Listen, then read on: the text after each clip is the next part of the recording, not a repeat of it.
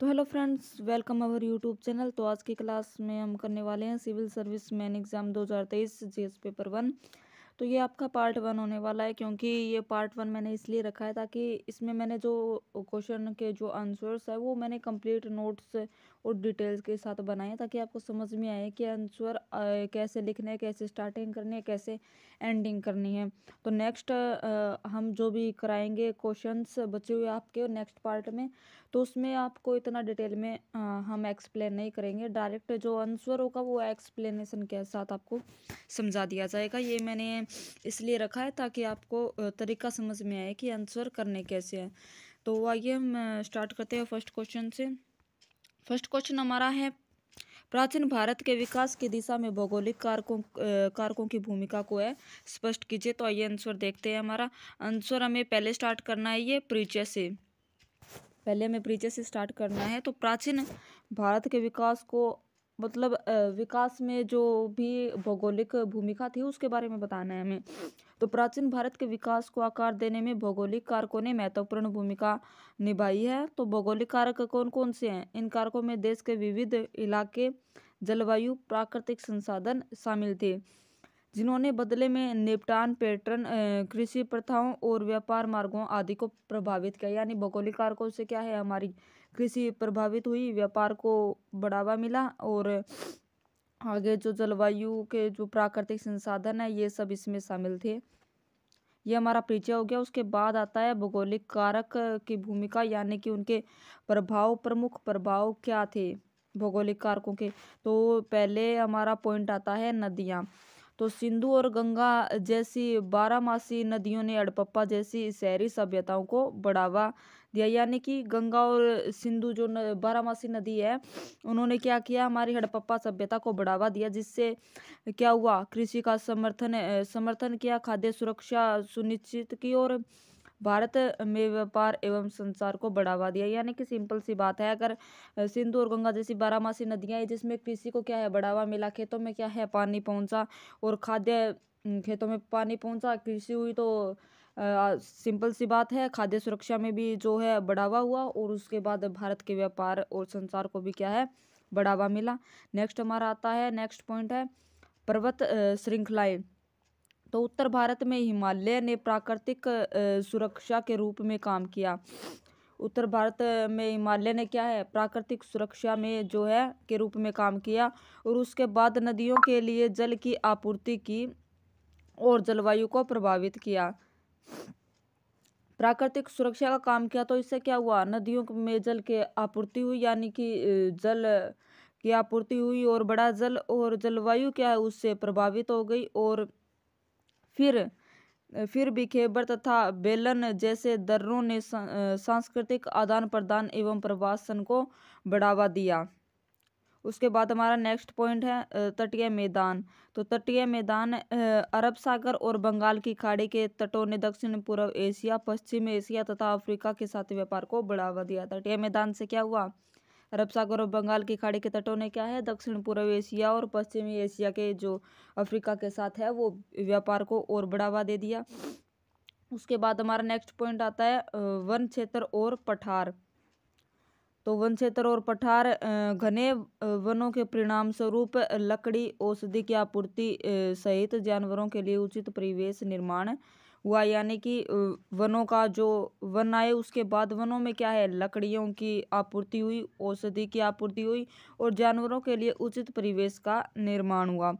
छोटा नागपुर जैसे खनिज समृद्ध क्षेत्रों ने धातु विज्ञान और खनन को क्या है बढ़ावा दिया, और नालंदा तथा बोध गया जैसे वन क्षेत्र बौद्ध केंद्रों के रूप में विकसित हुए। कौन कौन से? नालंदा और बोध गया जैसे ये जो दोनों वन थे वो बौद्ध केंद्रों के रूप में क्या है विकसित हुए। उसके बाद हमारा नेक्स्ट पॉइंट है रेगिस्तान और अर्ध शुष्क क्षेत्र।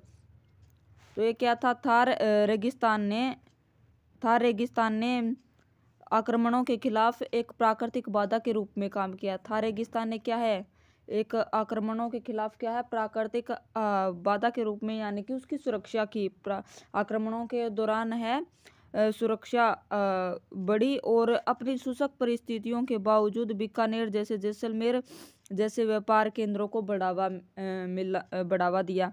यानी कि बीकानेर और जैसलमेर जो व्यापार के केंद्र है उनको भी बढ़ावा दिया। उसके बाद नेक्स्ट हमारा एंडिंग करनी है इसकी निष्कर्ष से।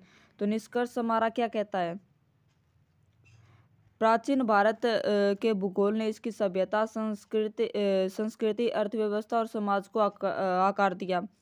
तो क्या है, प्राचीन भारत के भूगोल ने क्या है, इसकी पहले तो सभ्यता को और फिर संस्कृति और अर्थव्यवस्था यानी कि व्यापार और समाज को आकार दिया। यानी कि वनाएं, लकड़ियाँ और जानवरों के लिए आवास हुआ और दुनिया के साथ संबंधों को प्रभावित किया। यानी कि सिंपल सी बात है, अगर व्यापार होगा, व्यापार को बढ़ावा मिलेगा तो दूसरे देशों के साथ व्यापार जुड़ेगा तो उसके दुनिया के साथ संबंधों को क्या है, प्रभावित किया और इसकी विरासत को समृद्ध किया।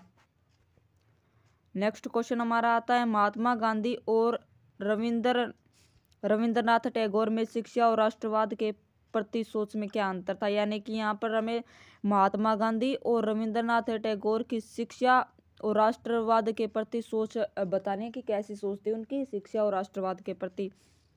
तो सबसे पहले हमारा आता है इसमें परिचय, में दोनों का परिचय देना है, महात्मा गांधी और रविंद्रनाथ टैगोर का।